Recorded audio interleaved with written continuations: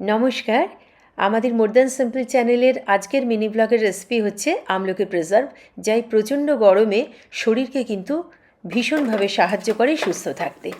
500 গ্রাম মতো আমলকি ভালো করে ধুয়ে প্রতিটি আমলকিকে শুকিয়ে নিয়েছিলাম কিচেন টাওয়েল দিয়ে বা টিস্যু পেপার দিয়ে। এরপর হাফ কড়াই জল খুব ভালো করে ফুটে উঠলে তার কিছুটা ওপরে একটা ঝাঁঝরি বসিয়ে ভাপিয়ে নিয়েছিলাম মিনিট 5। মোটামুটি 500 গ্রাম আমলকির জন্য কিন্তু 500 গ্রাম চিনি দরকার হয় এই প্রিজার্ভগুলো বানাতে। তো আমি 300 গ্রাম চিনির সঙ্গে 200 গ্রাম গুড় দিয়ে সেই গুড়েই চিনিটা ফুটিয়ে গলিয়ে নিয়েছিলাম। এরপর আমলকি দিয়ে আরও 2-3 মিনিট, যতক্ষণ না গুড়ে একটা চিট ভাব আসে। আমলকিগুলো ঠান্ডা করতে দিয়ে 1 চামচ শুকনো আদার গুঁড়ো, 1 চামচ গোলমরিচ, কিছুটা বিট নুন এবং রোস্টেড শুকনো লঙ্কা, জিরে, ধনে আর মৌরির মিশ্রণ সব মিশিয়ে একটা গ্লাস জারে তুলে রাখলেই তৈরি আমাদের আমলকি প্রিজার্ভ। ভিডিওটা কেমন লাগলো সেটা জানার জন্য কিন্তু অধীর আগ্রহে রইলাম।